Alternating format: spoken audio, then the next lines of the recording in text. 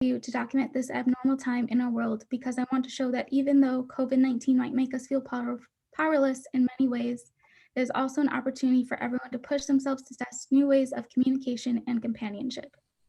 Back in September, no one knew what this semester would hold for our journal. As editor-in-chief, I wanted to push boundaries and show everyone just how amazingly talented our students and submitters are. I'm so proud of the content in this journal and the people in our class who hope to put it there. I hope that everyone who picks up a copy of Sheepshead Review feels welcomed into our little community. So now we can release the link to issue, so you can start scrolling through it yourself as we start talking about more of the elements within the issue. Like I mentioned in my editor's letter, we have a little map that we'd like you to join when you have the chance. So Rihanna, if you want to explain a little bit about the map and what we've done with it so far, that'd be great. Yeah, so it should be on the screen now is our current map. It is a Google map, but it's our private map, so you have to have the link or the QR code to get to it. And then once you get into it, you can scroll in on any of these dots and see where people have already placed themselves on the map. I know in Green Bay alone, we have quite a few. One of them being our headquarters on campus, along with several of us reading. There's our headquarters, actually. In order to put yourself on our map, there's a button up here that says add marker right next to the little hand underneath the search bar. And you would click add marker and then place it in whatever location you want it to be. So if you want it in your hometown or where you're currently reading it, you would click and place it wherever. It'll give you a little T to place one. It's much easier if you're more zoomed in, but I know if I'm zoom in more, it might slow down my computer. And then once you click, it'll bring up a little box to type. Pull it over and you can type your name, you can type the city, you can type how much you love the journal, pretty much whatever you want, and it'll stay there forever and we'll know kind of where all the journal has reached. I know we've got some over in Europe right now, as well as several throughout the States.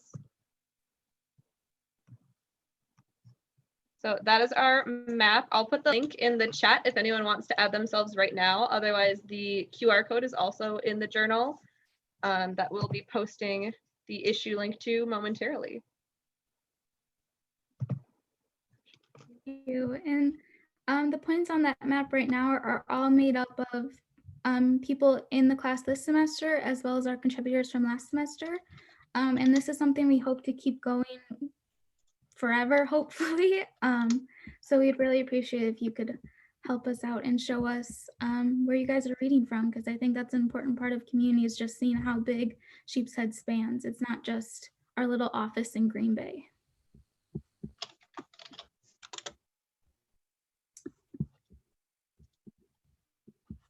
So now if August, my managing editor, would like to talk a little bit, explain her role and maybe a little bit of layout. Hi everyone, I'm August and I'll be posting the issue link to the journal. So that is in the chat right now. So you can check it out and flip through it as you want. My role as managing editor is mostly working with the budget to make sure that we have money to print our issue with. And as for layout, I would like to introduce our layout editor, Corey Kohler, to talk about the design. Hello, everybody.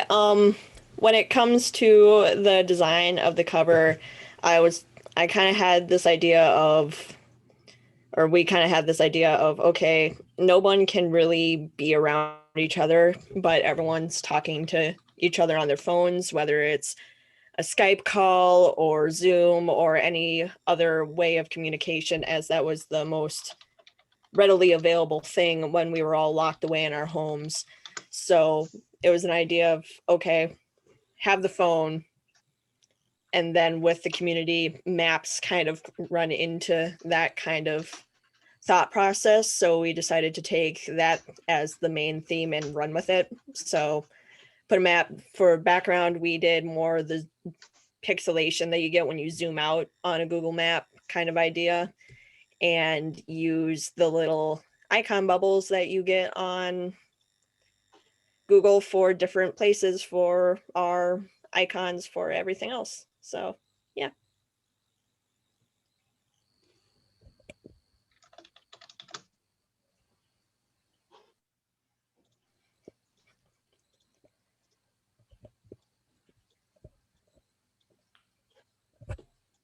So now I think we'll move on into talking a little more about the pieces with inside the journal. So I think poetry was going to go first. So we'll be hearing from one of our co-poetry editors, Rachel. Sure. Yeah. So this semester, despite being online, was, I think, a great semester for all of us. Poetry staff knows, and my co-poetry editor, Rihanna, who's running the meeting, knows that we kind of created like our own little community, and we got to read some amazing pieces this semester. Some debates too, which was fun, but we enjoyed reading all the pieces, and there was a lot of different themes in different formats, which is really exciting. So I think us as a staff feel very like grateful and lucky to have been able to participate in this special edition of the journal. So I think we're gonna have one of the poetry staff, Caden, he's gonna read a poem called Paintress. Caden, if you would like to start. Of course. I'm Caden Wiles. This is my first semester on Sheepshead. I'm part of the poetry staff. And I am talking about the lovely poem today, Paintress by Julia Vu. Personally, I absolutely fell in love with this piece the first time I laid eyes on it. It has incredible imagery and just pure raw emotions expressed through painting in different art forms, but not in a way that you would think most cliche artists form pieces into art. It's so unique, it's so interesting, and it absolutely captivated us. And so I will begin by reading Paintress by Julia Vu. Ink-stained fingers and mischievously sparkling eyes, she painted the skies with periwinkle strokes, and the seas with cerulean swirls, and lands with emerald flicks. She made the tides recede in terror, and the stars weep in sorrow. The river reeds and the mighty oak bowed down to her alike. The sun adoringly caressed her heart-shaped face with rays of warmth, and the moon beamed upon her careless smile and dazed eyes. The mountains rose upon her command, ripping through the cracks of the dry grounds. Snow fell upon her feet at her icy glare. The skies flushed with scarlet pain, seeping into the wispy clouds, and veins of sanguine creep between the imperious waves of the tempest. Her silent scream escaped her throat, not so much a scream as a beg for mercy. Blood-stained, trembling fingers and hollow eyes, she carves elegant roses, bleeding rubies and blooming thorns onto the vast canvas of her thighs, intermingled with teardrops. And the world that she had so carefully pieced together is painted over with ebony ink. Thank you. Thank you, Caden. Awesome. So we picked out two more pieces, and the next piece is going to be very interesting. So it's called Insomniac Slumber Party, which was written by Heidi Seaborn, who's here. And poetry staff goes through several hundred poems in a semester. So sometimes like reading poems in the same format can get a little tiring. And so when we came across Heidi's poem, we were like, this is so refreshing to kind of have this poem that's almost in a script format. And it says here on her, in the like little preface, that it comes from lines from a 1967 Judy Garland interview about Maryland and Ladies' Home Journal 1967, and from Monroe characters in Bus Stop and Don't Bother to Knock. We thought it would be cool to have three people on the poetry staff read it to kind of create that script play kind of feel. So that's going to be Caden, Evie, and I reading. So this is Insomniac Slumber Party. It's so easy to forget. Maybe I want to forget. How many sleeping pills? I've taken. And you wake up in 20 minutes and forgot you've Been asleep. So awake. In the middle of the night, I'm awake. So you take a couple more. Sleeping pills to sleep. That's what they're for, to sleep. So The next thing you know, you've taken too many. I've taken so many. to sleep, I've taken so many. You shouldn't be left alone. Leave me alone. I just want to sleep. Alone. With too much. We'll finally sleep. Turn off the light, Bunny. Please let me sleep. Awesome. And we have one more poem to read. Let me just pull it up here on the screen. This one is called Perhaps Then. It is a prose poem. So again, this is going to kind of follow along with what we talked about with Heidi's poem, this poem by Stephanie Lamb. It was nice to receive a prose poem in a pool full of like a lot of free verse poems. We thought that was really interesting. It's a very moody piece. It's got a lot of strong imagery, and the repetition of the perhaps then really helps with the flow. So this is Perhaps Then by Stephanie Lamb. You are mouthfuls of rain and eyes of rolling thunder, snow-capped emotions, and she loves me not conundrums. And I am feverish remorse and avalanches of white flags turning red under sarsaparilla skies. I would place dreams on the tails of comets and leave atmospheric burns across your skin if only we could travel to a time before the fireflies escaped and we trapped lightning in bottles. Perhaps then you can suture the pieces of me that are no longer me and the fragments of you that separates our flesh from bone and love from lust and cauterize truth and hope back together. Perhaps then we will collapse breathless and shaking, bared breaking at Eros's altar and claim a heart that beats to the rhythm of forgotten fables. Perhaps then, with a steady hand and haunted heart, I will chop love's martyrdom off at the knees so it can no longer run. Thank you.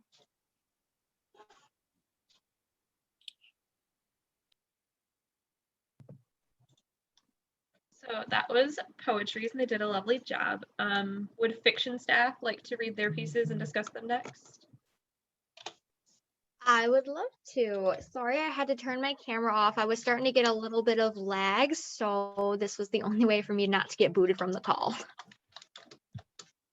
So for fiction, we went ahead and picked out two separate pieces we'd like to talk about. The first piece we wanted to talk about was Cry, which is on page 23 of the journal. And it is by a UWGB student. One of the things that we really loved about this piece is the fact that each paragraph begins with the final word of the previous paragraph. So it kind of runs in a cycle. It also invokes a lot of really powerful emotions, and each one of us read this and we were blown away by just how much it made us feel. So I can go ahead and read it. Cry, my friend, it's natural. Natural as leaves on a tree, or like the circle of life. Bottling everything inside is the worst way to live. Live like it's your last day. Pardon the cliche. You can't spend forever in silence. Silence is what dooms the many incapable of expressing their feelings. Feelings of negativity that are held captive fester within you. You can't allow them to grow. Grow like the budding crocus plant pushing through the snow. Snow holds things down, not limited to dormant plants. Plants of the perennial variety always return to the spring. Spring into the healing process by letting it out. Out with it, I say. Say to yourself what's burdening you, out loud or in your mind. Minds relax with the release of pressure. Pressure is constant in the life you lead. Lead of great volume seems to weigh your body down. Down with the troubles and responsibilities that crush your hope. Hope often makes the difference between life and death. Death will only occur if you give up. Up in heaven, or whatever you believe, distances you from everything on the ground. Ground during the winter is hard and impenetrable. Impenetrable described my young son, just a child. Child, mother, father, sibling. Losing one is unbearable. Unbearable in the sense of grief, guilt, and confusion. Confusion is what my boy must have felt. Felt sheets for a middle school project hung in a knotted rope. Rope, like many tools, can join things together. Together, my son and I were getting by. By, I whispered, as the frozen ground swallowed his casket. Casket or cremation shouldn't be on your mind now. Now you are young enough to push through your difficulties and recover sooner. Sooner or later, you may thank me for my words of advice. Advice saved me when all the meaning to life disappeared, so I thought. Thought, as you know, is involuntary but can be untrue. Untrue perspectives can be easy to convince. Convince yourself to change your mindset for the better. Better yet, tell yourself to let it out, to yourself or someone you trust. Trust is the key to prevent one from being alone. Alone like my son was, he kept it all in. In your hopeless, stubborn consciousness, convince yourself it's going to be okay. Okay in the sense that it's all right to release emotions as you cry. That was our first piece. And then our second piece was Knock, which is on page 98. And I believe that the member of fiction staff, Katera, wanted to talk about Knock. Hello, first and foremost. Thanks for coming to Sheepshead, the launch party. This is my second time being on staff, and I really enjoyed it. The first time I was on Viz Arts, this time on fiction, I really enjoy it. Knock was a piece that really spoke to me. It's very short, but the it could the interpretation could be for anything, and I really liked that. It's by a person named Indigo Ramirez, and this is Knock. Knock. You could knock until your knuckles were bloody, but they were never going to open that door for you again. And it's so short and so sweet, but the door could be anything, and it could be like an argument you've had with someone, or it could be like an actual door you've been locked out of. And I like that a lot, and I'm so happy that it's in there and that everyone gets to read it. And that would be all from fiction staff. Thank you, fiction staff. Would nonfiction like to read part of their piece next? Sure. So, hi, I'm Sydney. I'm the nonfiction editor. I knew going into nonfiction this semester would be really interesting because I feel like the world's becoming really engaged with, like, everyone's becoming engaged with the world around them. So I knew we'd get some interesting pieces, and we did. We have such a variety of really interesting perspectives on things that are currently going on in the world, and just some more personal pieces that are really interesting. And then we had a piece that we really loved called Mythopia, which our staff member Miranda. We were, instead of taking a couple of short ones, we were just gonna read this one. So here it is. Mythopia by Riley Winchester. The problem with memories is that you can't decide to have them. You can use methods to try and cement an event into your memory, like repetition or mnemonic devices, but ultimately, memory is left to chance. Sometimes you remember, sometimes you don't. The first memory I have of my dad is when I was 4 years old, and we had our picture taken together at JCPenney, in one of the back rooms where they do family portraits in which everybody dresses and smiles like they're being held hostage on the set of a Hallmark movie. The photographer was a kind woman whose wrist dangled with jewelry every time she directed us into new poses or swept her chopped hair out of her eyes. We had family pictures, and after them came smaller group pictures. My two sisters and mom went together, then it was mine and my dad's turn. We both wore short sleeve button-up shirts. Mine was denim blue, and his was gunmetal gray with little white designs that resembled oleander petals. My dad's top button was undone, revealing his upper chest. We smiled, my baby teeth shied behind my lips, and the picture was taken. I made most of that story up.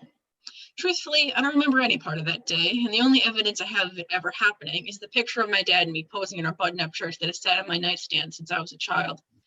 I don't know what my first true memory of my dad is, but through that picture, I've constructed my own story of that day, and it feels true to me.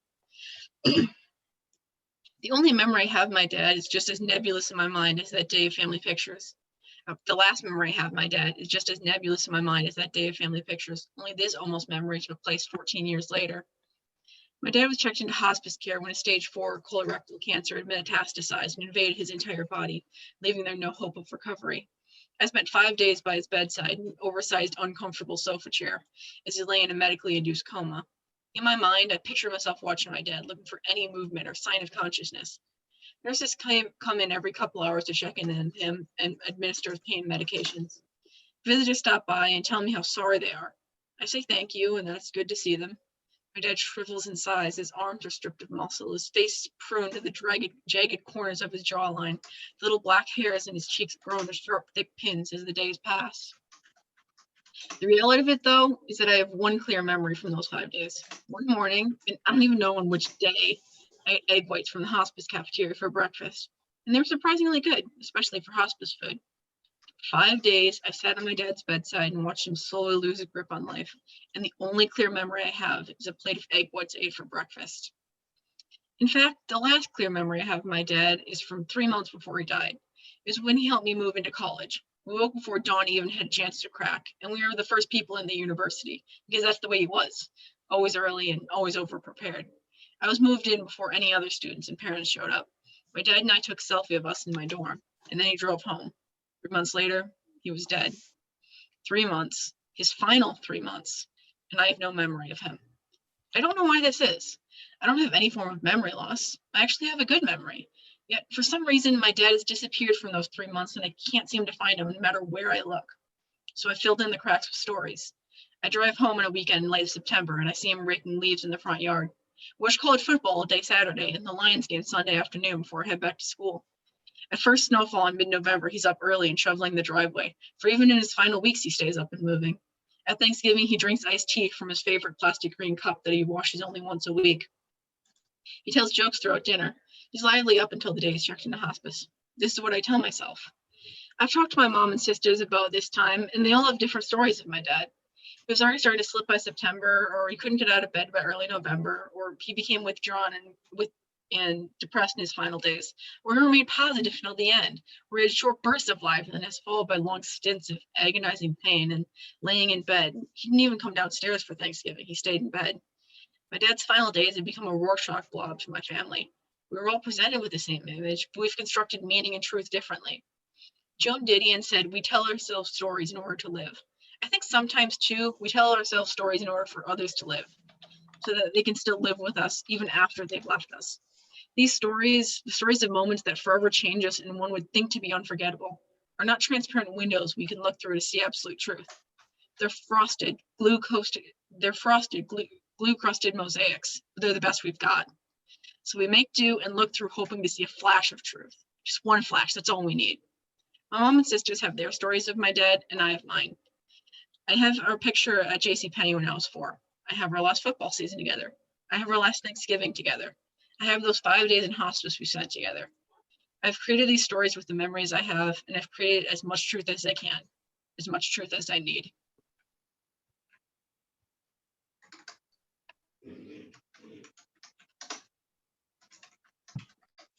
Thank you, nonfiction staff. If we want to finish up then with visual arts, I believe they had 2 pieces they wanted to discuss. We do have 2 pieces. First off, hello everyone. Biz Arts had a lot of amazing pieces this year, so it was kind of challenging to narrow it down on what to talk about because we're so passionate about all of the ones that made it into the journal. But we ended up picking 2 pieces. The first one I'm going to talk about is called #MA141 Silent Scream from the Quarantine Days 1, It Is What It Is by Josh Steen on page 14. So what we wanted, I just wanted to discuss like our thoughts and like processes as like a staff on how this ended up in the journal and how passionate we were about it. First off, we really appreciated the simplistic style of it and just the passion and like emotions that were put into it, because I think everybody could maybe relate to kind of being stuck behind a window in the most painful times of the quarantine. And you're just kind of being this little blob self in there, and you're just, trying to find your own bits of color and a new, unique, simpler way of life and being alone. And so we just thought it could really speak to a lot of people, and the simplicity of it we just really enjoyed, and we thought it would be a nice addition, and especially it spoke to community and what was happening in many communities around the world. So that was that one. And then the other one, our member Allie is going to be talking about it, and that is on page 50, and it's called Media Head. Hey guys, I'm Allie. So this is Media Head. It's by Jason Christensen, who's a sophomore at UW Milwaukee. In his little artist statement, he wrote that he creates handmade stencils and works with paint and mixed media, which is what this looks like. And he said that his art is based on current affairs, and he wants his creations to inspire conversation, of which this piece really did for the visual arts staff. We found that stylistically, it kind of reminded us of creations by Banksy, if you've ever seen that. He's also an artist that critiques like current societal structures. Specifically with this one, we found that the rendition of a child's head or their brain being completely ruled by the media that they consume to be a really accurate representation of our current times, especially with the pandemic. You know, students are online, everybody's online. So a huge part of our lives is ruled by the media presently. And then just other applause that we had for this piece, aside from the general concept, was the texture of the background with like the spray paint kind of look, and also the crisp lines of the silhouette, which is presumably the stencils that he was referring to in his artist note. And just overall, the Viz Art staff found this piece to be really simple, but really loud. And it provided a really unique critique of modern day media and its impacts on future generations. So that's that.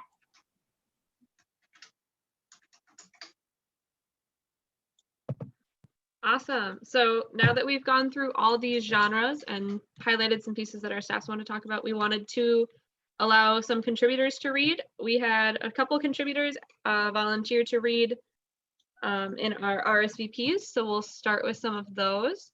The first one I have is Sophie Amato wanted to read part of The Monarch. So I will pull that up for you if you want to talk about it or read part of it.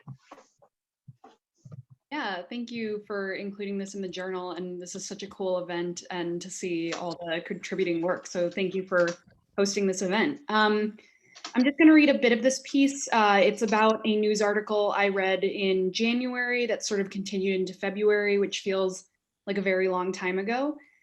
Yeah, so I'll just get started, and if you want to read the rest of it, it's in the issue. So this is the beginning.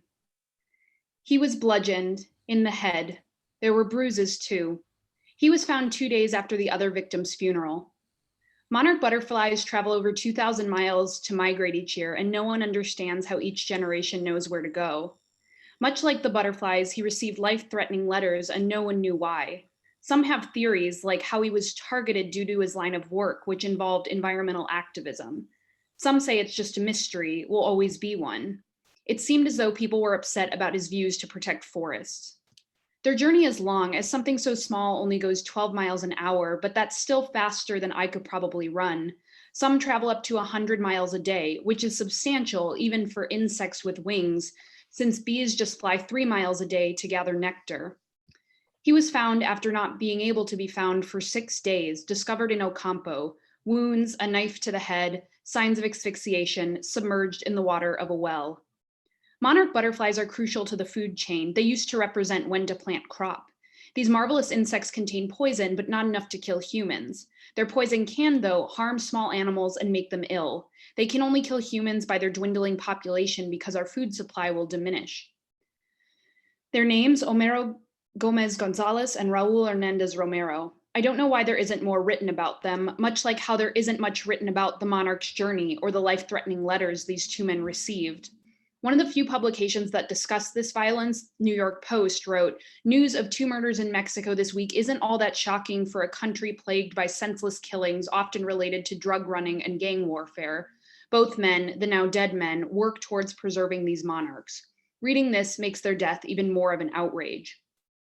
I'm afraid of butterflies. One time I went to a conservatory where butterflies flap and float about. Sometimes they land on you if you're lucky. But I was 9 and found this nothing short of horrifying. Butterflies are just prettier insects, if you ask me, and I wouldn't want any kind of creature crawling on my body, especially ones that flutter without any predicted pathway.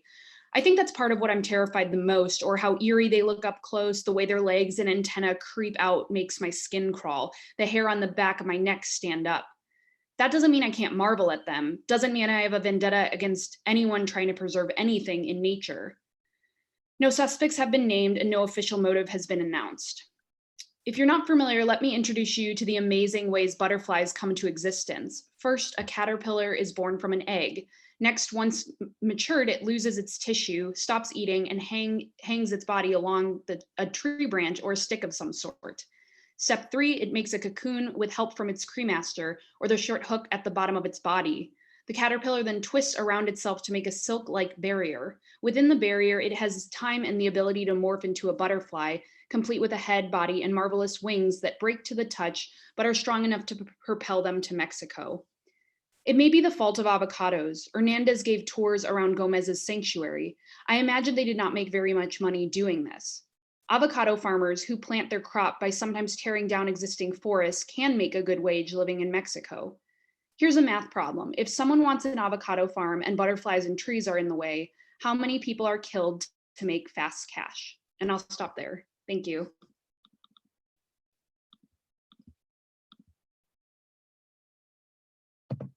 Thank you for reading. Next, we have, I believe it was Mixed Thursday, I believe, with the poem, Upon Hearing That a Second Parkland Shooting Survivor Has Committed Suicide, I Changed My Mind About Mushrooms. And I'll pull that up for you.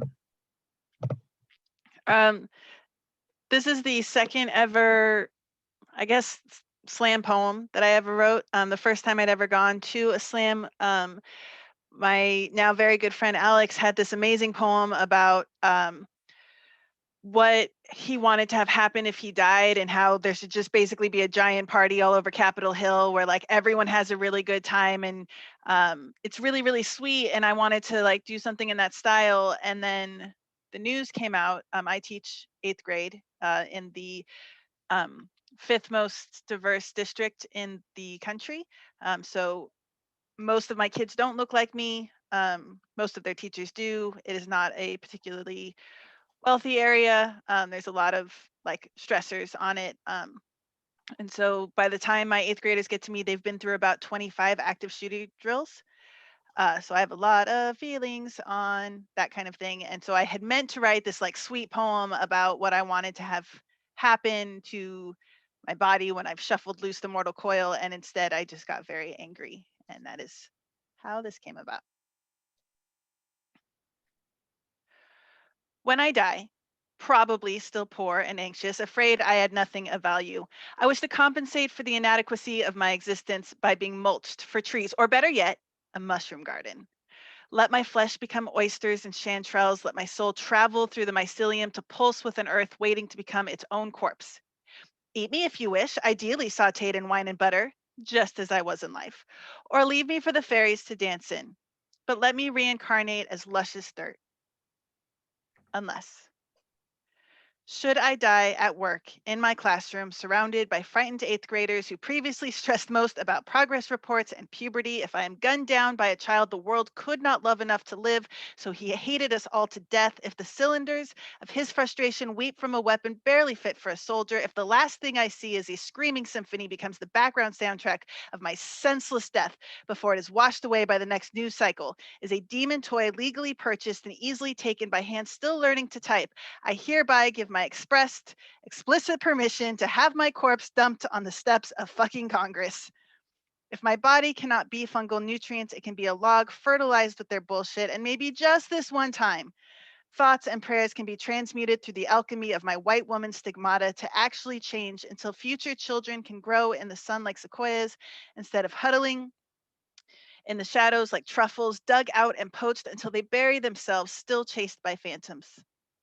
Leave my broken, useless frame as a testimony that they are not alone, that none of this was their fault. Let me symbolize the failure we have passed on to them, like measles, and climate change, and debt. And let this indictment haunt our moral-starved marionettes like hellish furies. If I cannot be food for my cauliphiles, let me at least be food for thought. Thank you. Thank you. Next up, we have Ian Pat with his story.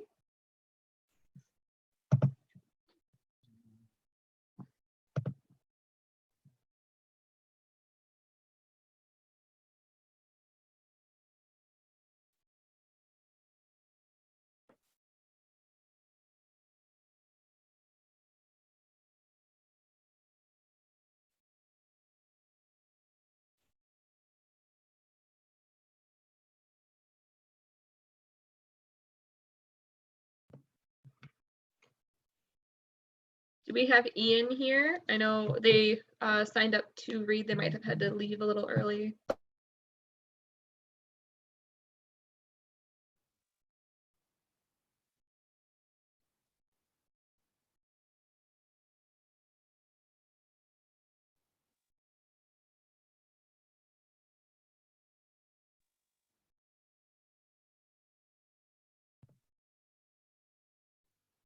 If not, we'll move on to the next one, which would be Allie Blovitz. I just have to pull up your piece quick.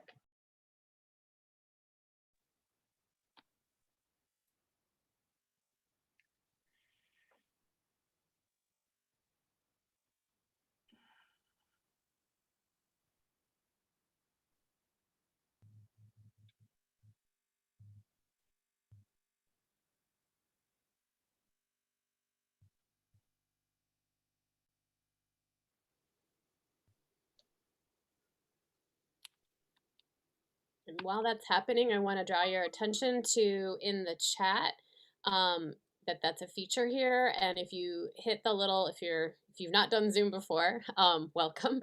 But down in the chat, there's a little bubble that looks like a speech bubble. You can click on that, and then there's a link there that's been posted, especially if you just joined us, that goes right to the issue as posted on the virtual site where we have it virtually rather, issue ISSUU. So that's where we're pulling this from. Okay, carry on. Awesome, thank you. So I wrote this piece. It's called I Wish I Could Buy Compassion on Amazon. And I wrote it because as a normal person, and especially as a college student, I have no way to conceptualize how much money billionaires have. And when I doing the math for this piece, the most math I've ever done in a poem, by the way, I just found it so ridiculous, and I really wanted to highlight how ridiculous it is. So that's why I wrote this. Okay. Sometimes I can afford to eat avocado toast for breakfast. Jeff Bezos can afford to eat 91,000 helicopters for breakfast, 300,000 Lamborghinis for lunch, 355 yachts as a snack, and still be a billionaire by dinner.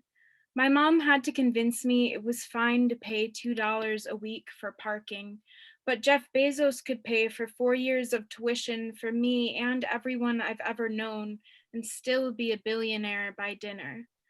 I wish I could have a pet. Jeff Bezos could buy 10,000 Bengal tigers, mansions for each of them to live in, 100,000 zoos to house all of their animal friends, give all 10,000 tigers a small loan of $1 million, then 3 more gifts of $1 million each, for tigers are irresponsible with money, and still Jeff Bezos is a billionaire by dinner. My $9.25 an hour paycheck disintegrates in my hand, money already promised to pay back loans, housing, or food. Jeff Bezos makes over $4 million an hour. The $690,000 Jeff Bezos donated to the victims of the Australian wildfires is less than what he makes in 5 minutes. With a day's wage, Jeff Bezos could fix the Flint water crisis. My friends and I joke about needing to live in cardboard boxes after graduation. Jeff Bezos could end homelessness in the US and still be the richest person in the world. Jeff Bezos could end world hunger twice a year. $1 to the average American is the same as Jeff Bezos spending $1.2 million. My question, Jeff Bezos, is if you have the money to solve the world's problems, what is it you can't afford? Thank you.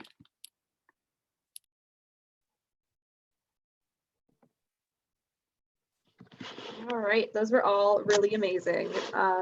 It's always really nice to hear the contributors read their own pieces because you get that emotion that was put into it from the beginning. So now we have a little bit of extra time if anyone wants to talk about the journal, whether it's staff or contributor or guest. If you have questions, comments, anything you want, the floor is open. Can I say something real quick? As poetry editor and getting the chance to hear Mixed Thursday and Allie read was the most rewarding thing, I think, from this entire semester. So thank you guys for reading. My heart feels very full and I'm very glad that you guys came. So.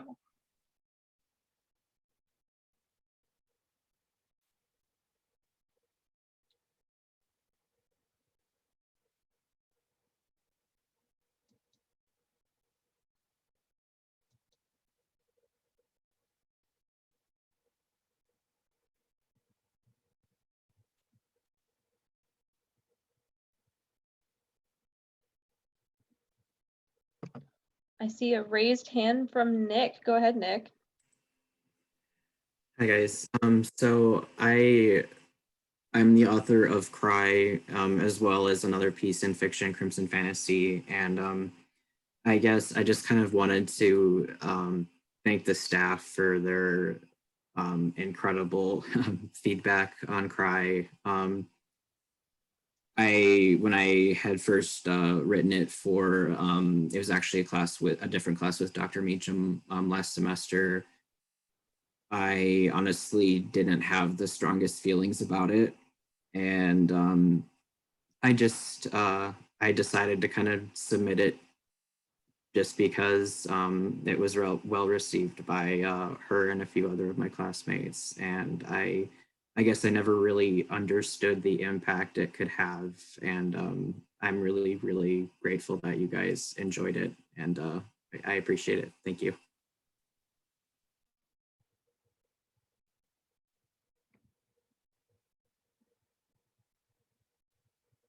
I have a question for all the artists on screen who've joined us today. I would love to know what it's been like for you to create art and write and do all you do during these unprecedented times and, you know, big world events, especially extremely prolonged ones like this, take a huge toll. So I'd love to hear from anyone who's a contributor to the issue about, you know, how does your art and your writing thrive, if it even does?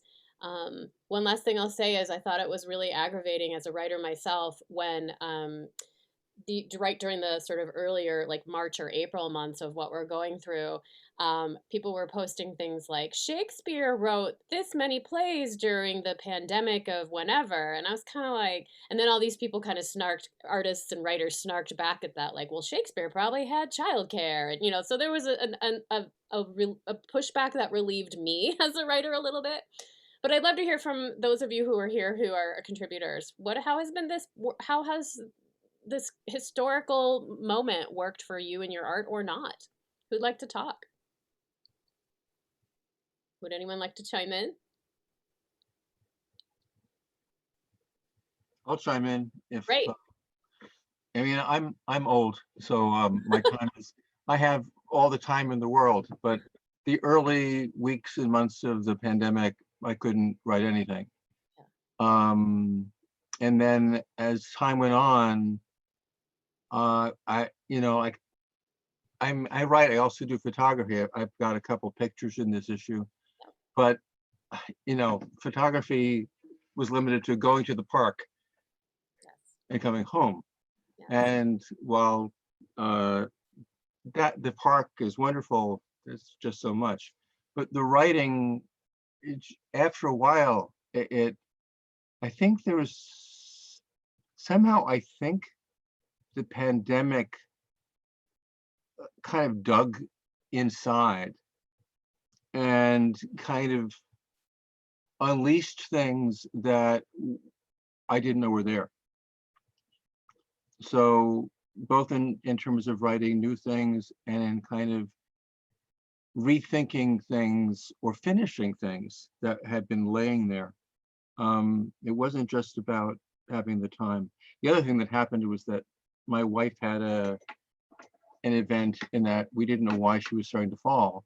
It turned out she had a tumor on her spinal cord. And so we've been dealing with that. But once she came home from surgery and from rehab, that unleashed a lot too. So I think for many people, the pandemic, well, with all the pain of it, I think from a creative side, I think for many people it opened things up. Thank you, Jim. That was extremely well put. And our hearts go out to you and your wife as she's recovering. Really appreciate it. And are you Jim Ross, who has submitted many works to us and published with us for like years? You're kind of like our longtime friend of the Sheepshead. It's been a while. Yeah. Well, it's Yeah. great to see you out there. It's nice to finally see you in person. So thanks so much for that. Sure. Does anyone else want to contribute a word or two about art during dark times at all? If anyone wants to have a final comment on that? There are people participating in the chat too, it looks like.